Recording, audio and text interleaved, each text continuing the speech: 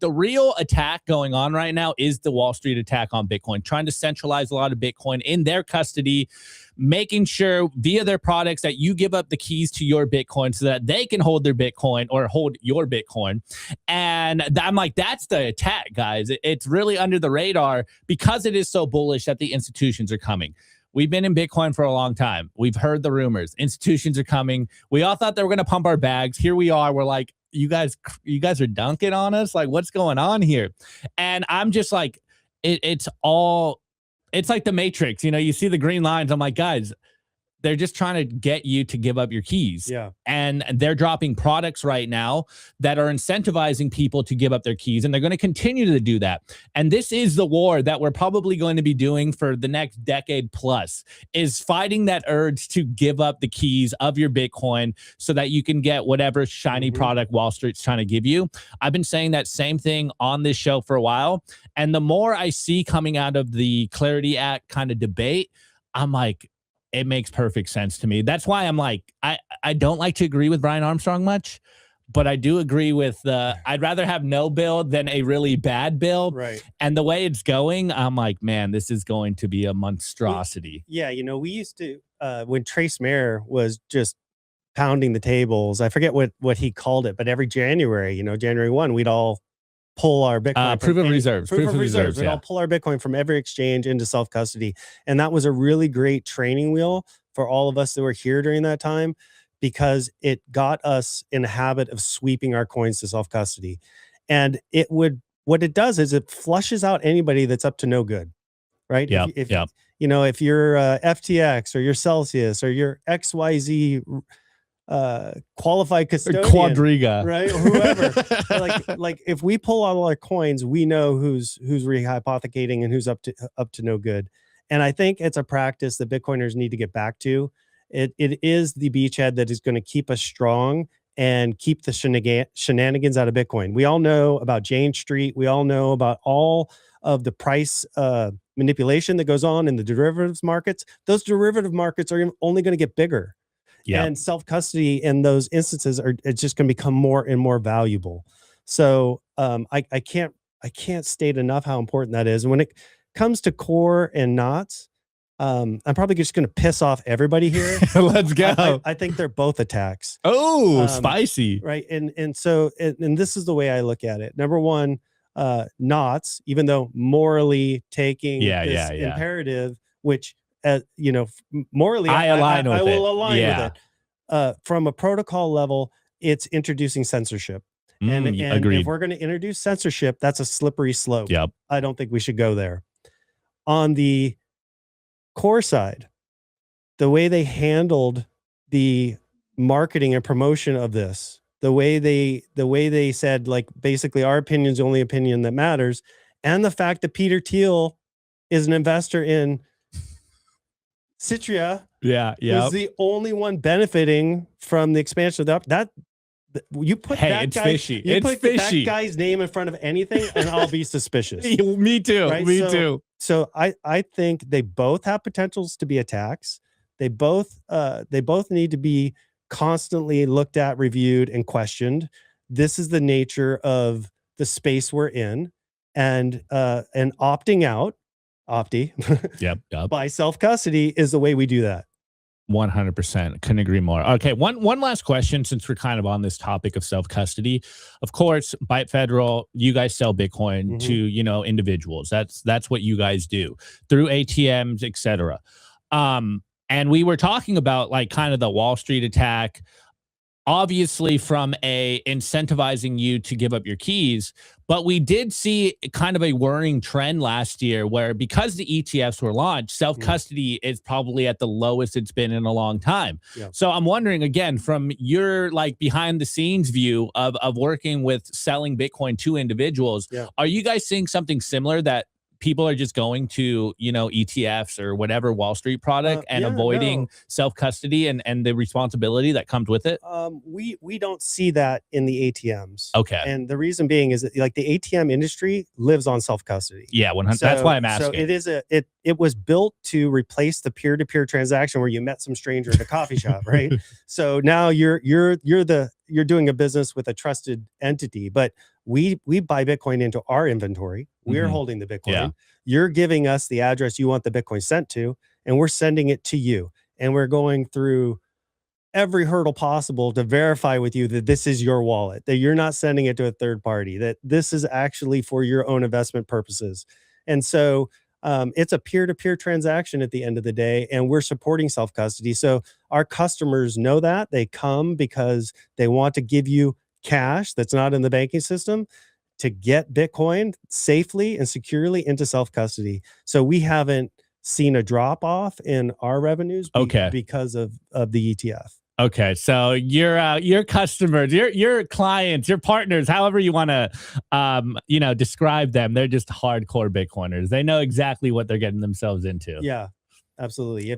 They're buying for the long term. Got it. Okay. Well, I guess that makes me feel a little better. There's still some of us hardcore revolutionaries out there. Me and Nico, we've been on the show, and we have been accused of cheerleading for the institutions because it's a news show and that's what the news is happening. And hey, we were all, I guess, somewhat duped last year on, hey, they're going to pump our bags, and they haven't. But we come on the show every single day and we're just like, guys, DCA into self-custody, all our partners help you do that. That's what we're really about. We are hardcore Bitcoiners in that sense. Well, it's like, it's self-custody or bust. I guess I'm just going to promote Trace Mayer this entire show, but Trace Mayer's he had a good run. He's OG. I grew up watching Trace Mayer. There was a little, there was a little skirmish there. A little bit there, but all in all, top of the game. But he talked about the financialization as one of his network effects, and is where we are today. So if you think we talk about this at Byte Federal, there's a core group of, whether you're libertarian or sovereign minded, whatever you are, that you came to Bitcoin fairly early, and you came to Bitcoin for all of its sovereign self-custody principles. Now, that is only going to go so far, right? We are, as you said earlier, we're a small percentage of the global population. Yeah. We are now in this wave of adoption of people that just want exposure, right? Yeah. Well, as they get exposure, and as banks are transitioning from a rehypothecation fiat system to trying to blend in Bitcoin full reserved into their banking system, we're going to see some banks have some problems with that. Yeah. Right. Yeah. This is exactly why the Fed told Simon, or the Fed told Caitlin Long, and why the bank, the Bank of England told Simon Dixon, a full reserve bank, and they just about shit themselves. Right. Yeah. There's no way you're going to be allowed to do this.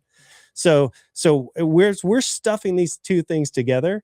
I wouldn't be surprised if we see some banks do some really squirrely things and get themselves in trouble with this new bearer asset that they don't quite understand.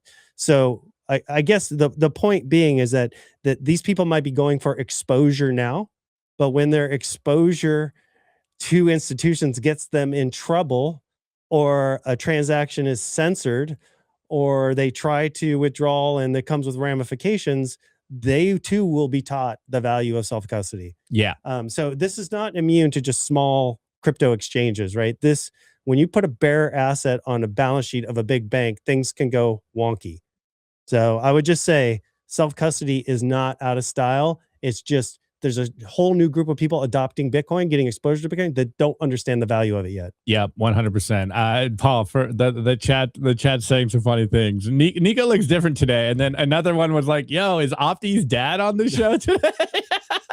But no, I one last question since we're on this topic, and I do kind of want to connect this back to the opening story.